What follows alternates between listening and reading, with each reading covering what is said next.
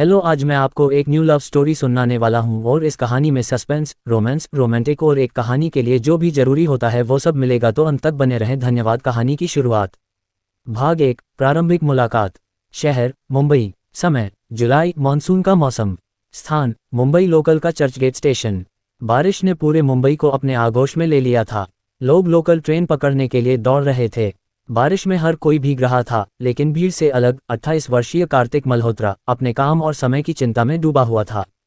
कार्तिक, जो लखनऊ के एक मध्यम वर्गीय परिवार से आया था, अपनी मेहनत और लगन के बल पर मुंबई की एक नामी कंपनी में सीनियर मार्केटिंग मैनेजर बन चुका था।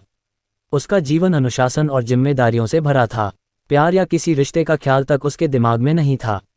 उसी स्टेशन पर 26 वर्षीय नायरा वर्मा अपने कैमरे के साथ परफेक्ट बारिश की तस्वीर खींचने में मग्न थी। वह एक स्वतंत्र फोटोग्राफर थी जो जिंदगी के छोटे छोटे पलों को जीने और कैमरे में कैद करने में विश्वास रखती थी। उसकी दुनिया में जुनून और आज़ादी का राज था। लोकल ट्रेन के हॉर्न की आवाज़ से स्टेशन गूंज उठा। कार्तिक अपनी फाइलें और लैपटॉप बैग संभाले तेजी से प्लेटफॉर्म की ओर दौड़ रहा था। और तभी वह नायरा से टकरा गया। कार्तिक की फाइलें और बैग जमीन पर गिर गए। अरे, देख के नहीं चल सकती, कार्तिक गुस्से में बोला। मुझे माफ़ करिए, मैं बारिश की तस्वीर खींचने में व्यस्त थी, नायरा ने उसकी चीज़ें उठाते हुए जवाब दिया। कार्तिक ने पहली बार उसे गौर से देखा। बारिश में भीगे उसके चेहरे पर मासूमियत और आत्मविश्वास का अजीब सा मेल था। कार्तिक, आपको पता भी है ये फाइल मेरे लिए कितनी ज़रूरी है? नायरा मुस्कुराते हुए, तो क्या हुआ? फाइल गिर गई, जान तो नहीं गई। कार्तिक, आपकी ये जिंदादिली किसी दिन आपको मुश्किल में डाल देगी। नायरा हंसते हुए, और आपकी ये गंभीरता आपको जिंदगी के खूबसूरत लम्हों से दूर कर देगी। कार्तिक गुस्से में था, लेकिन नायरा की हंसी और जिंदादिली ने उसे उलझा दिया। दोनों अपनी अपनी ट्रेन पकड़ने के लिए अलग हो गए, लेकिन दोनों के मन में एक अजीब सी हलचल थी। कार्तिक के मन में सवाल था, कौन थी ये लड़की, इतनी अजीब और फिर भी इतनी खास? नायरा भी सोच रही थी, वो अजीब सा लड़का कौन था, इतना गंभीर और अनुशासित, फिर भी उसमें कुछ तो खास था। बारिश ने सिर्फ उनके रास्ते ही नहीं, उनके दिलों को भी भिगो दिया था। इस मुलाकात ने दोनों के जीवन में एक अनकही कहानी की शुरुआत कर दी थी। उन्हें नहीं पता था कि यह छोटी सी टकराव उनकी जिंदगी का सबसे खूबसूरत हिस्सा बनने वाली थी। बारिश का मौसम खत्म हो चुका था, लेकिन मुंबई की तेज भागती जिंदगी ने दोनों को फिर से अपने अपने रास्तों पर डाल दिया था। कार्तिक अब भी अपनी नौकरी और जिम्मेदारियों में व्यस्त था। वह एक सख्त रूटीन का पालन करता था, लेकिन उस अजीब लड़की नायरा का चेहरा अक्सर उसके जहन में आ जाता था।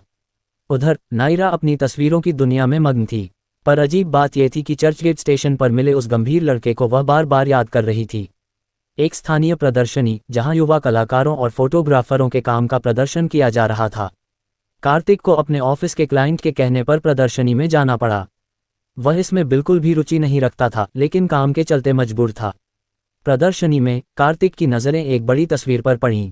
तस्वीर बारिश के मौसम की थी, जिसमें एक लड़की छाते के बिना भीगते हुए हंस रही थी। उस तस्वीर में एक अजीब सी जिंदादिली थी।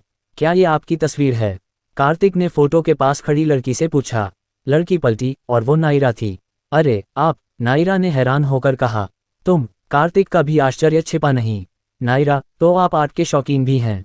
ये तो नया है। कार्तिक, नहीं, मैं यहाँ मजबूरी में आया हूँ। वैसे ये तस्वीर तुम्हारी खींची हुई है? नायरा मुस्कुराते हुए, हाँ, क्यों? आपको कैसी लगी? कार्तिक, ठीक है, लेकिन शायद तुमने उस दिन मेरी फाइल गिराने के बाद खींची होगी। नायरा हंसते हुए, ओह, अब भी गुस्सा हो? आपको मुझसे शुक्रिया कहना चाहिए कि मैं आपकी जिंदगी में एक यादगार पल लेकर आए। कार्तिक, यादगार? अगर इसे यादगार कहते हो तो मुझे ऐसी यादों की जरूरत नहीं। दोनों के बीच मजाक और हल्की नोकझोंक शुरू हो गई, लेकिन इस बार कार्तिक को नायरा के साथ बातचीत में मजा आ रहा था, और नायरा ने कार्तिक को थोड़ा सहज महसूस कराया। प्रदर्शनी खत्म होने के बाद दोनों ने साथ में एक कप कॉफ़ी पीने का फैसला किया। कॉफ़ी टेबल पर कार्तिक ने पहली बार नायरा के जुनून के बारे में जाना। नायरा, तस्वीरें मेरी जिंदगी हैं। हर तस्वीर एक कहानी कहती है, और मैं उन कहानियों को दुनिया के साथ साझा करना चाहती हूँ। कार्तिक, लेकिन तुमने कभी सोचा है कि ये कहानियाँ दूसरों के लिए कितनी मायने रखती हैं? नायरा, शायद नहीं, लेकिन मेरे लिए मायने रखता है कि मैं इन्हें दिल से कैद करूँ। और तुम्हारी कहानी क्या है? कार्तिक, मेरी कहानी जिम्मेदारियों और रूटीन की है। मैं जो कर रहा हूँ वो जरूरी है, बस। नायरा को कार्तिक की बातों में गहराई महसूस हुई। उसे समझ आया कि कार्तिक सिर्फ एक गंभीर इंसान नहीं, बल्कि उसके भीतर एक अलग ही दुनिया है, जिसे उसने अब तक किसी के सामने खोला नहीं। दोनों की बातचीत ने उनके बीच एक नया कनेक्शन बना दिया। कार्तिक के मन में इस लड़की में ऐसा क्या है कि मैं हर बार उससे उलझने के बाद भी उसे समझना चाहता हूँ। नायरा के मन में, कार्तिक मुझसे अलग जरूर है, लेकिन उसकी आंखों में कोई अनकही कहानी छिपी है। जिंदगी ने दोनों को फिर से मिलाने का मौका दिया था, और इस बार यह सिर्फ एक टकराव नहीं बल्कि एक नई शुरुआत की दस्तक थी। आगे अगले भाग में दोनों की मुलाकातें और बढ़ेंगी। उनके बीच तकरार, छोटी छोटी शरारतें और एक दूसरे को समझने की कोशिशें होंगी। लेकिन इसके साथ कहानी में सस्पेंस का एक नया ट्विस्ट भी आएगा। क्या आपको ये भाग पसंद आया? क्या आप अगले भाग में कोई खास ट्विस्ट या रोमांटिक मोमेंट जोड़ना चाहेंगे? कहानी अभी बाकी है, मिलते हैं अगले भाग में।